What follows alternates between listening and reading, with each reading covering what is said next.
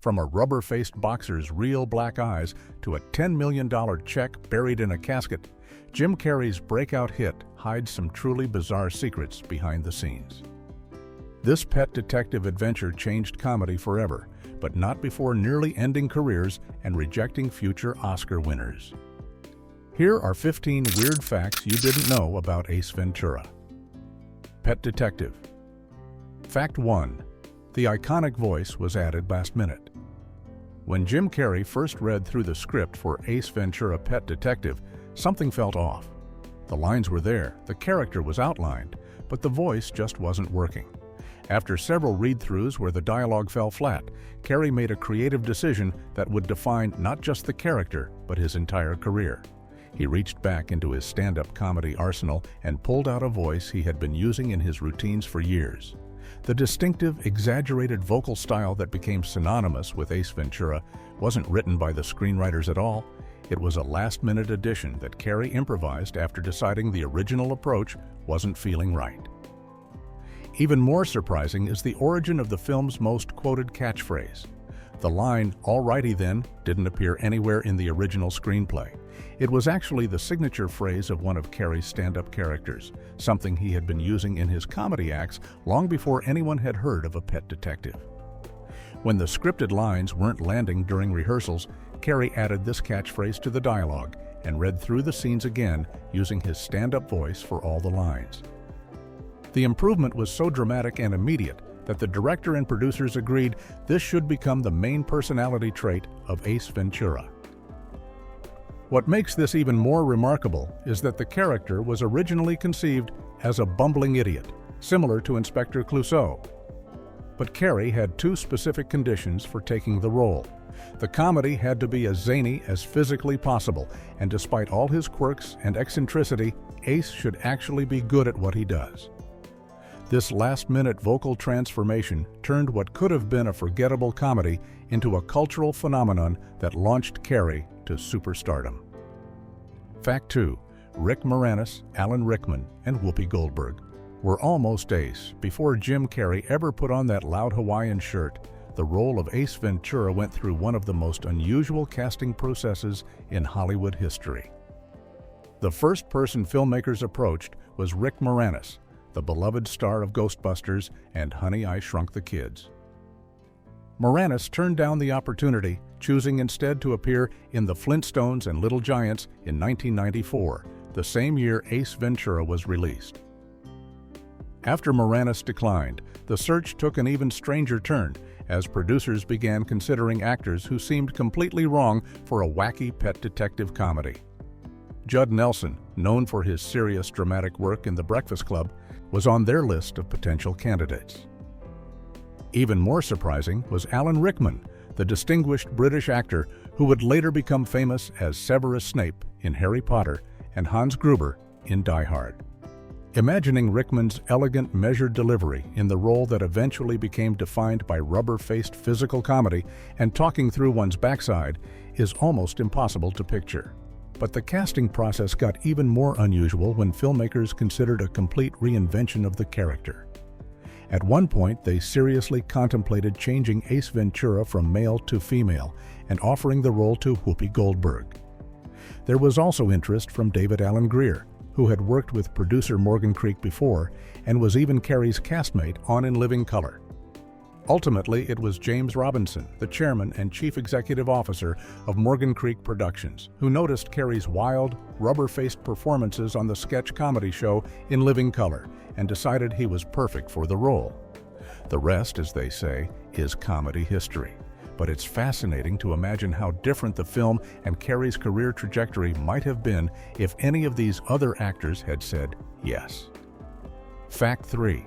The opening delivery man's black eyes were real. The opening scene of Ace Ventura: Pet Detective immediately sets the tone for the film's chaotic energy, and one detail that makes it even more authentic than audiences realized involves the tough-looking delivery man who roughly handles a package. That menacing character was played by Randall Tex Cobb, a former professional heavyweight boxer who had an impressive career in the ring with 43 wins, 36 of them by knockout. When Cobb arrived on set to film his scene, he was sporting a pair of very real, very fresh black eyes from an actual boxing match or fight he had recently been involved in. Most productions would have sent him to makeup to cover up the bruising, or they might have rescheduled his scenes until his face healed.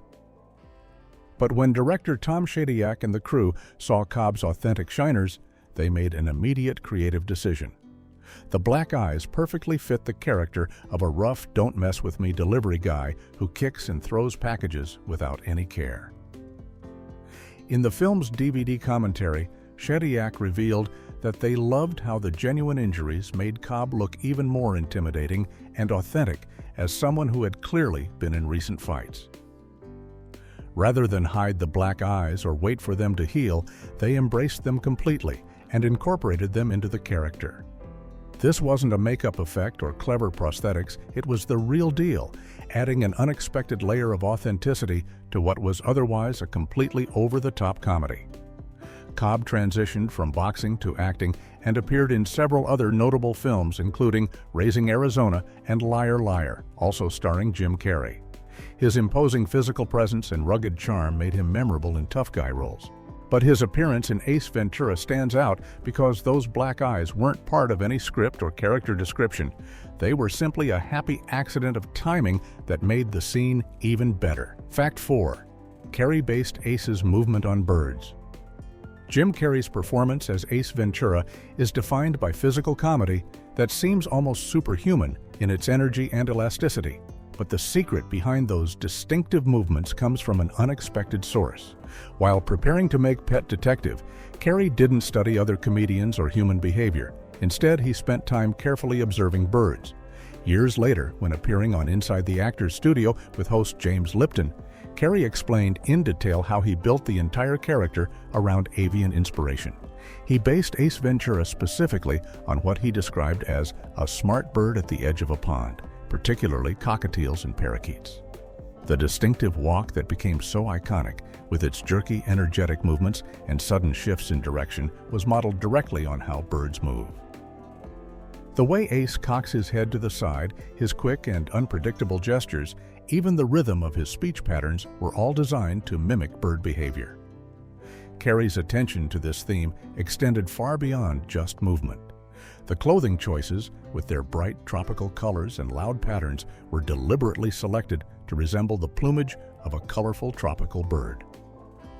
Even Ace's hairstyle, which sticks up in unusual ways throughout the film, was designed with birds in mind. Everything about the character, from his verbal tics to his physical presence, was based on creating a human version of an intelligent, alert bird.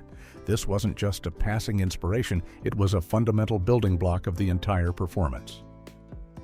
Interestingly, Carrey later discovered that Anthony Hopkins used a similar animal-based approach for his portrayal of Hannibal Lecter in The Silence of the Lambs, except Hopkins based his character's movements on reptiles. When Carrey had dinner with Hopkins years later, they discussed their techniques, and Carrey was amazed to learn they had used the same method with different animals, and Hopkins even started slipping into Lecter's reptilian movements right there at the dinner table. Fact 5. Carrey earned only $350,000 despite film's $107 million gross. The financial story behind Ace Ventura: Pet Detective is one of Hollywood's most dramatic examples of perfect timing and explosive career growth. When Jim Carrey signed on to play Ace Ventura, he was primarily known as a cast member on the sketch comedy show In Living Color, not as a movie star.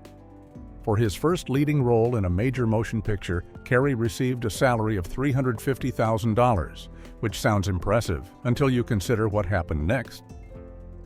The film was produced on a relatively modest budget of $15 million, with studio executives unsure whether Carrey's manic, over-the-top comedy style would translate to feature-length films. Those doubts were quickly proven wrong when Ace Ventura became a surprise hit, opening at number 1 with $12 million on its first weekend in February of 1994. The movie went on to gross $72 million domestically in the United States and Canada, with another $35 million from international markets, bringing its worldwide total to over $107 million. This meant the film earned more than 7 times its production budget, making it one of the most profitable comedies of the year. But Carrey's $350,000 paycheck suddenly looked minuscule compared to the film's massive success. However, the entertainment industry moves fast when a star is born. By the time Dumb and Dumber was released later that same year, Carrey's asking price had skyrocketed to $7 million. For the Ace Ventura sequel, When Nature Calls, which came out just 1 year later in 1995, Carrey was offered $15 million, which was exactly half of that film's entire $30 million budget. This represented a 42-fold increase in just 2 years, one of the fastest salary jumps in Hollywood history. Within 3 years of Ace Ventura, Carrey became the first actor ever to break the $20 million salary barrier with The Cable Guy in 1996. Fact 6. Jim Carrey buried a $10 million check in his father's casket. Long before Jim Carrey became a household name, he was a struggling young comedian in Hollywood facing rejection and uncertainty about his future. In 1985, when he was just 23 years old and barely getting by, Carrey drove his beat-up Toyota up into the Hollywood Hills overlooking Los Angeles. Sitting there alone, contemplating his dreams and his difficult circumstances, he made a decision that would become one of the most famous stories of manifestation and determination in entertainment history. He wrote himself a check for $10 million, dated it for Thanksgiving of 1995, exactly 10 years in the future, and in the memo line wrote for acting services rendered.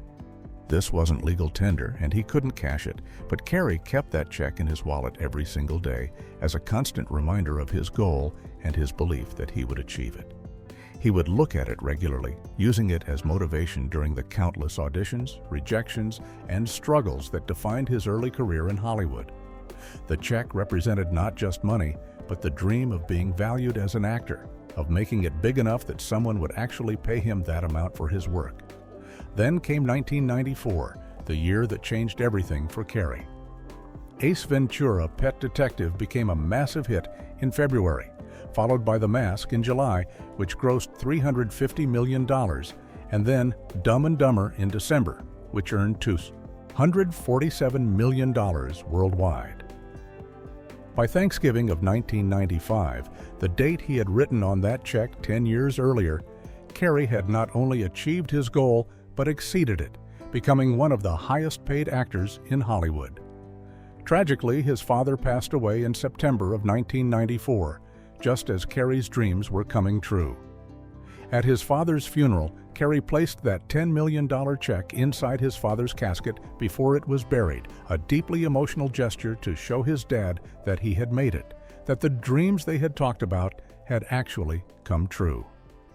Fact 7. Courtney Cox was terrified of the set animals. Courtney Cox, who played Melissa Robinson, the Miami Dolphins publicist and Ace Ventura's love interest in the film, had to face one of her biggest fears every single day on set. Despite accepting a role in a movie literally about a pet detective surrounded by dozens of exotic animals, Cox was genuinely afraid of many of the creatures she had to work alongside during production. Director Tom Shadyac revealed this fascinating detail during his commentary track on the film's DVD release, explaining that Cox had legitimate anxiety about several of the animals featured throughout the movie. What makes this even more challenging is that the film wasn't just about animals in the abstract. Ace Ventura's apartment was essentially a zoo, packed with every kind of creature imaginable, from birds to monkeys to penguins. One animal in particular gave Cox constant anxiety: the capuchin monkey that frequently appeared at Jim Carrey's side when he was in character as Ace. This monkey was practically a co-star, appearing in numerous scenes throughout the film, which meant Cox had to regularly work in close proximity to an animal that genuinely frightened her. The irony of the situation wasn't lost on the cast and crew.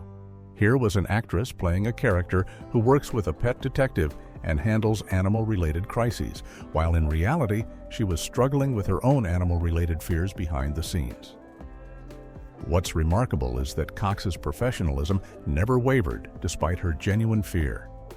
Audiences watching the film would never guess that she would be uncomfortable, as her performance appears completely natural and at ease around all the creatures. This required significant courage on her part, showing up day after day to work alongside animals that made her anxious. The production featured approximately 25 different types of animals provided and trained by Animal Actors East, and Cox had to navigate working with many of them while hiding her discomfort from the camera. Fact 8. The famous Hans the Dolphin Trainer scene was cut. One of the most beloved scenes from Ace Ventura: Pet Detective almost didn't exist in the version audiences saw. In the theatrical release, when Ace investigates Snowflake's tank at the Miami Dolphins stadium, the scene shows him sneaking in, examining the tank and discovering the missing stone from Finkel's ring before quietly leaving. But the original filming included a much longer, more elaborate sequence where Ace jumps out of the dolphin tank and poses as a German dolphin trainer named Heinz Getwellvet in front of assembled media and press. Using an outrageous German accent, Carrey's character tells reporters, "I am trainer of dolphins. You want to talk to die Dolphin? You talk to me," and proceeds to claim he worked with Siegfried and Roy, making absurd statements like, "We are making the dolphins disappear, und den Roy is coming mit de Wheat Tiger." The performance is classic Carrey physical comedy and improvisation, but director Tom Shadyac made the difficult decision to cut the entire scene from the theatrical version. On the DVD commentary, Shadyac explained his reasoning, saying he felt the sequence hurt the film's pacing at that particular moment in the story, slowing down the momentum of Ace's investigation just when the mystery was gaining speed. This is a perfect example of the filmmaking principle, when in doubt, leave it out, where editors remove material that might be funny on its own but doesn't serve the overall narrative flow. However, the story doesn't end there. When Ace Ventura was released on home video and VHS in June of 1994, the Heinz Getwellvet scene was restored, and the packaging even advertised it as featuring additional footage not seen theatrically. Fans absolutely loved the scene, finding it hilarious and quotable. The response was so positive that the extended version with the dolphin trainer sequence became the standard version shown on television broadcasts, and it was included on early DVD releases. Shadyac later changed his mind about the cut, acknowledging that fans were right to love the scene. Fact 9. The goons were originally decapitated by the hook. Ace Ventura: Pet Detective has plenty of cartoon-like violence and slapstick comedy, but one scene that made it into the final film was originally much darker and more gruesome than what audiences saw. Near the end of the movie, Ace confronts two of Lieutenant Einhorn's henchmen, the goons named Rock and Vinny, at the yacht storage facility. In the theatrical version, Ace swings a massive hook at them, and the scene cuts away just before impact, implying they were knocked unconscious or injured, but allowing them to survive and presumably be arrested later. However, the original filming and initial cut of the movie told a very different story. According to director Tom Shadyac on the DVD commentary, the scene was actually shot to show the hook completely decapitating both goons, with their heads being severed clean off their bodies. The version Shadyac and the crew initially filmed continued past the point where the theatrical cut ends, showing the aftermath of the hook strike in graphic detail. Blood would spray from the impact, and the scene included Ace wiping blood off the hook afterward. In the original dialogue that was filmed but never used, Ace even made a joke about telling his attorney there was no intent to kill, a darkly comedic line that attempted to play off the violence. This represented one of several moments where the filmmakers experimented with pushing Ace Ventura into much darker, more violent territory before ultimately pulling back. The decision to cut away before impact and remove all the graphic violence was made during the editing process, when everyone realized the decapitation was simply too dark and shocking for what was meant to be a silly, family-friendly comedy. The tonal whiplash from wacky pet detective antics to brutal decapitation just didn't work, and it would have likely earned the film a much more restrictive rating. Instead, the scene was trimmed to suggest the goons were simply knocked out, allowing them to survive and keeping the movie's lighthearted, cartoonish violence intact without crossing into genuine horror. Fact 10. Cannibal Corpse rescheduled their European tour for the film. When most people think of death metal bands, they don't typically associate them with mainstream Hollywood comedies. But Ace Ventura: Pet Detective features one of the most unlikely musical cameos in film history. Cannibal Corpse, who are actually the best-selling death metal group of all time, despite having their albums banned in countries like Germany, Russia, and Australia, and being condemned by politicians including Bob Dole for their controversial lyrics and imagery, appear in the film during the scene where Ace visits a nightclub to meet his friend Woodstock. The band is shown performing their song Hammer Smashed Face while a violent mosh pit rages in front of the stage. This cameo happened entirely because Jim Carrey was a genuine devoted fan of Cannibal Corpse and personally requested that they appear in the film. The band, originally from Buffalo, New York, had recently relocated to Tampa, Florida, shortly before filming began, which made them geographically convenient for the Miami-based production. However, there was a major problem with the initial request. When filmmakers first approached Cannibal Corpse about appearing in Ace Ventura, the band had to decline because they had already committed to a European tour with dates that conflicted directly with the film's shooting schedule. For most productions, this would have been the end of the story. But Jim Carrey's star power and personal enthusiasm for the band led to an unusual solution. Just a few days after the band turned down the offer, they received another call from the production team. The producers had completely rearranged the filming schedule specifically to accommodate Cannibal Corpse's availability, moving scenes around and adjusting the entire production timeline so there would be no scheduling conflicts with the band's tour. This kind of accommodation is extremely rare in film production, where schedules are typically rigid and non-negotiable. According to an interview with Rob Barrett, one of the band's two guitarists, when they finally arrived in Florida to film their scenes, Jim Carrey met the band and was more excited about meeting them than they were about meeting him. Fact 11. The film's Super Bowl footage. Uses the wrong team's movie mistakes happen in every production, but Ace Ventura: Pet Detective contains a particularly glaring historical error that eagle-eyed football fans caught immediately. The entire plot revolves around Ray Finkle, the disgraced Miami Dolphins kicker who missed a crucial field goal in Super Bowl 17, losing the championship game, and subsequently suffering a mental breakdown that led to his institutionalization and eventual revenge plot. The film shows archival footage of this devastating missed kick, with players celebrating in the background after Finkle's failure sealed the Dolphins' defeat. However, there's one major problem with this supposedly historical footage. The players visible in the frame are wearing San Francisco 49ers uniforms, not the uniforms of the team Miami actually played against in Super Bowl 17. The real Super Bowl 17 took place in January of 1983.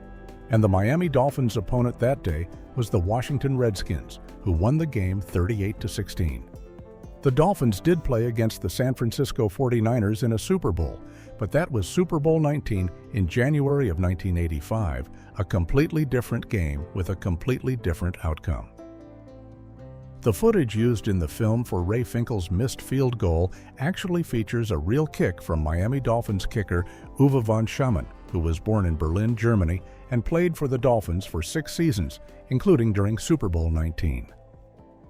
So the filmmakers took footage from the 1985 game against the 49ers, but claimed it was from the 1983 game against the Redskins, creating a historical impossibility that any serious football fan would immediately recognize as wrong. This wasn't the only football-related continuity error in the film either. The team photographs, supposedly from the 1984 season, were actually shot at Joe Robbie Stadium, which wasn't built yet in 1984, since the Dolphins were still playing at the Orange Bowl at that time. Fact 12.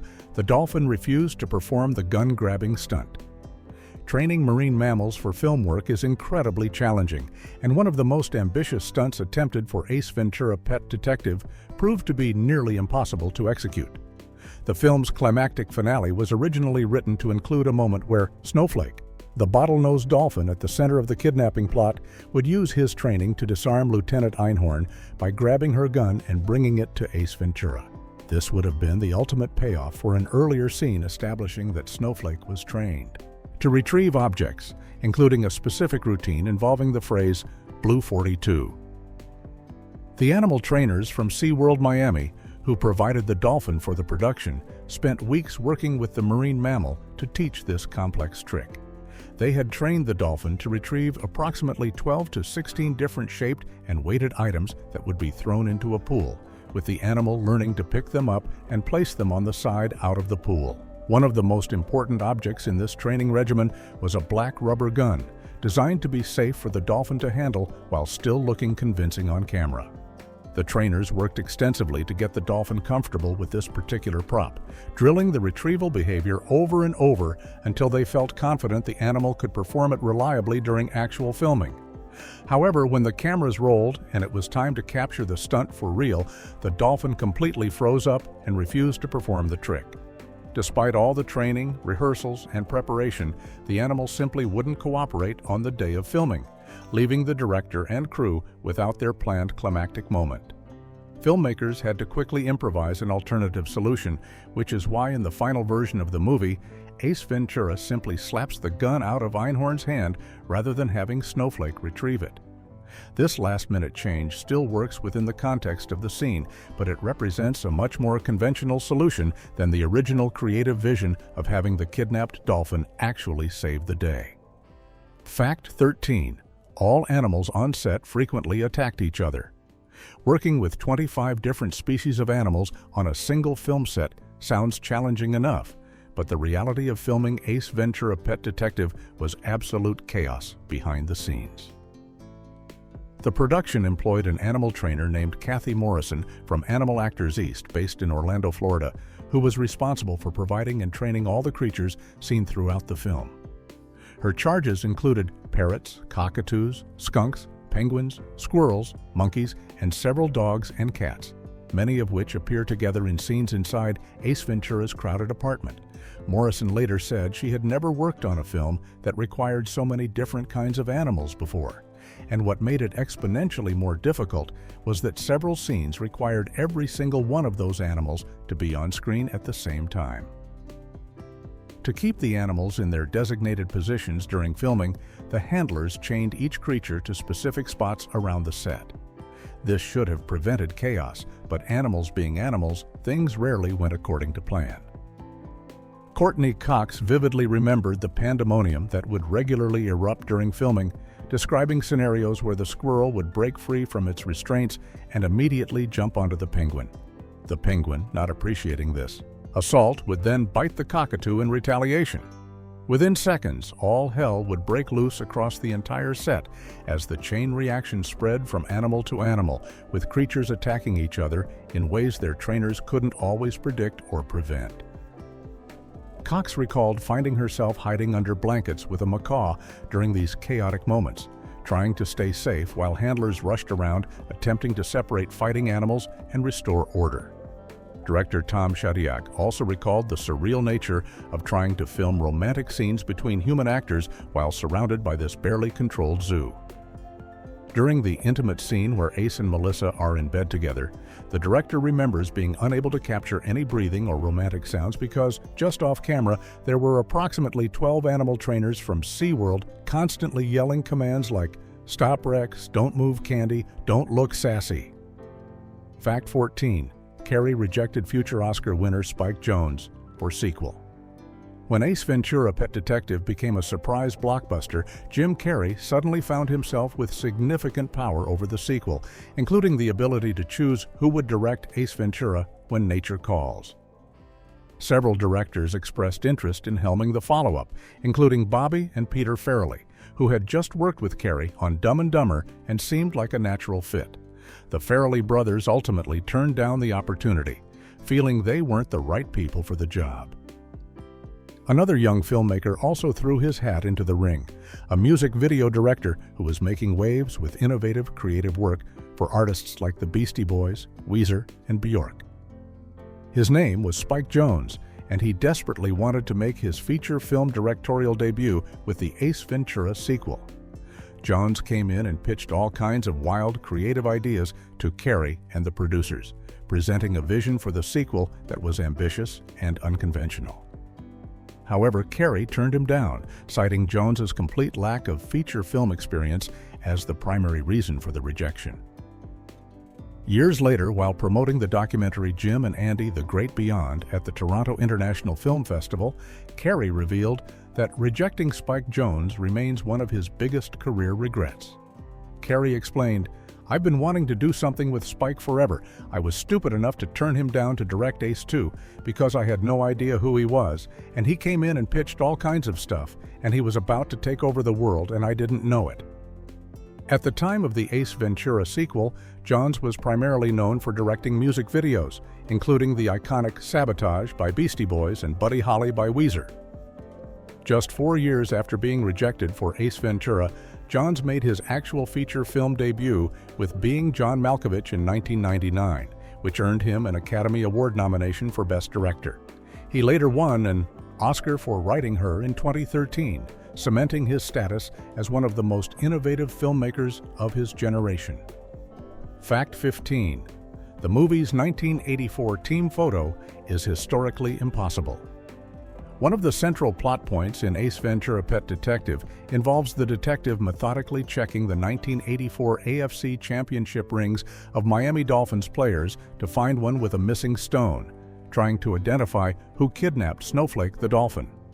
During a montage sequence, Ace crosses off players on a team photograph after confirming their rings are intact, systematically eliminating suspects until he runs out of leads. However, this entire scenario contains a glaring historical impossibility that undermines the film's internal logic. The movie was released in February of 1994, exactly 10 years after the 1984 season it references, and the film's plot assumes that many of the same players from that championship team would still be with the Dolphins a decade later. In reality, professional football rosters change dramatically from year to year due to trades, retirements, injuries, and contract negotiations. The idea that an entire team would remain mostly intact for 10 full years is absurd. In fact, only 2 members of the 1984 Miami Dolphins team were still with the organization in 1994 when the movie was filmed: quarterback Dan Marino, who appears as himself in the movie, and head coach Don Shula. Every single other player from that championship season had moved on, retired, or been traded away by the time Ace Ventura supposedly conducted his investigation. This means Ace's entire method of checking current players' rings to solve a 10-year-old mystery makes no logical sense, since almost none of those players would still be available to interview. The film also contains another related continuity error involving the team photographs themselves. The pictures, supposedly from the 1984 season, were actually shot at Joe Robbie Stadium, which wasn't even built yet in 1984. The Dolphins were still playing at the Orange Bowl during the 1984 season, only moving to their new stadium several years later. So the photographs couldn't possibly be authentic images from 1984 since they were taken at a location that didn't exist as their home field yet.